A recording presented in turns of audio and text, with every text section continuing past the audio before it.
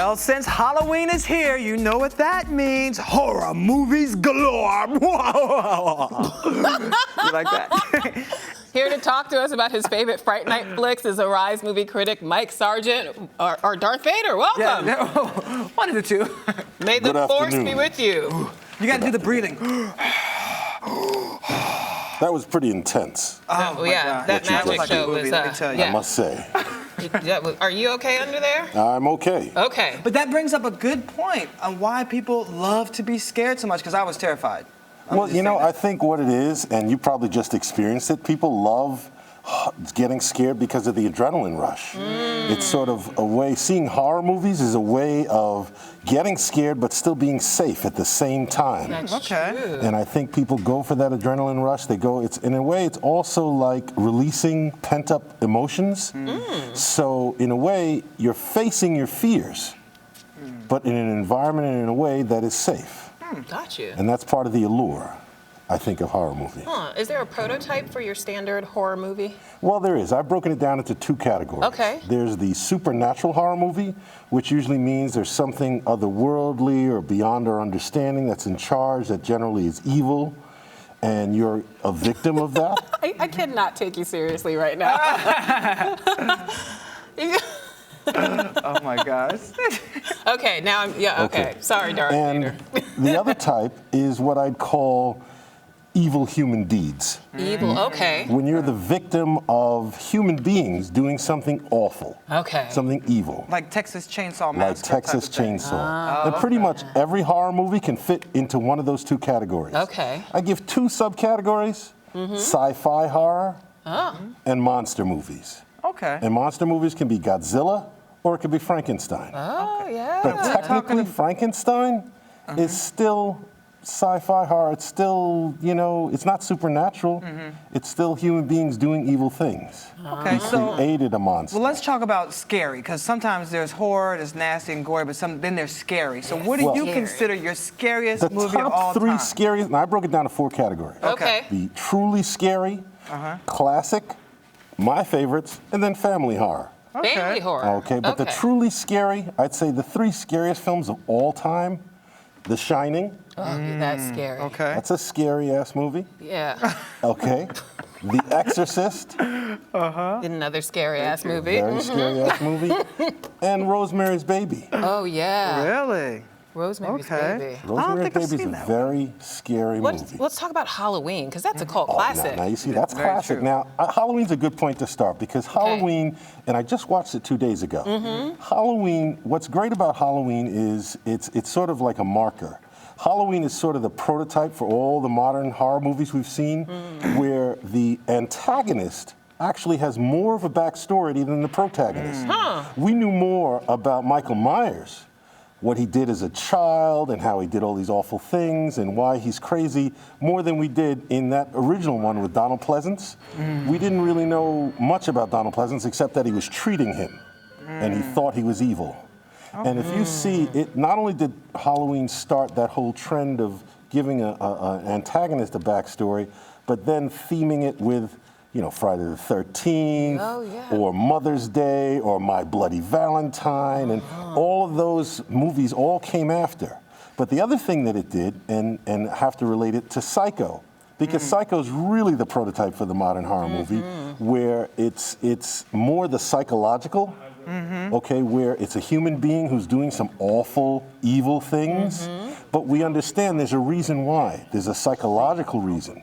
You know, he was technically a serial killer, but he was disturbed. He had some issues. And that's one of Hitchcock's most famous films. Yes, it is. Yes. Okay. Well, That, speaking Psycho of and the another Birds. Hitchcock. Oh, yeah, Psycho Yeah, and The the Birds. Birds. Psycho and the Birds. Those are probably two of the scariest classic horror movies, and they really set the tone because with the birds, why are the birds acting like it? It could be supernatural. I think we may be having a hard time hearing you, and people may not know who you are as Mike Sargent. Can we see you a little? Are you able to take that off? He's not Mike Sargent. He's Darth Vader. I know, but they want to. You want me to We want to see myself? who our father is. Luke. Oh, and he's bald too, just like in the movie. Oh gosh, another trick. We keep these. This is horror movie right here happening. Oh! Wow. Guess it's hot in there. Okay. I couldn't tell you from Lola in there. Oh, Okay. Well, now we'll move on to the horror movies. We can move on to the horror movies. Okay, there you go. So those are the three: Friday the 13th, Halloween. Okay. Those are the classic, and I put Psycho and The Birds together. Okay. Because they're both pretty scary, and they both really preceded anything. That there was no horror movies for the most part, like in the 50s, where they were like monster movies, Creature of the Black Lagoon, classics, Dracula, things like that. But you never really had anything like that, where it's a human being who's really, some people said, oh, hush, hush, sweet Charlotte. But I don't think that compares to Psycho. Well, another one that a lot of people watch around this time of year is The Omen, and we have a clip. For those who don't know, that's one of my take a look. favorite horror movies. Oh, okay. Well, we'll just show a VO of it because Sure. we're short on time. Tell us about this movie and why it's so prominent around Well, why this movie I think is scary is similar to The Exorcist, in that the devil, people believe in the devil. And when you believe in something that's evil, that's pretty scary because there's nothing you can do. There's nothing you can do when the devil wants you. Like, that's it. He's got you. Yeah. You might hold up the cross, but he might laugh and knock it out of your hand. Because it's almost like some of those movies that scare you don't have to be boo and gore. They're just that psychological scare. No. Boo and gore, that's a whole gore, slasher, torture, horror. That's a whole bunch of horror that I'm not really a big fan of, but it's very popular. Okay. So, Let's I talk think... about The Exorcist. Now, The Exorcist probably is considered by most people the most scary film of all time. Exactly. And mostly, I know for myself, I didn't see it when it first came out, and then I didn't want to see it for a long time. But when I finally saw it, you really see that what scares you about it is that it could be anybody. And people, and let's put it this way, the Vatican actually trains exorcists. So that should tell you something. That they really are demons, they really do possess people. Many cultures have it, and seeing it is pretty scary because you know it could happen. And then you really don't know what is going to make you become possessed by a demon.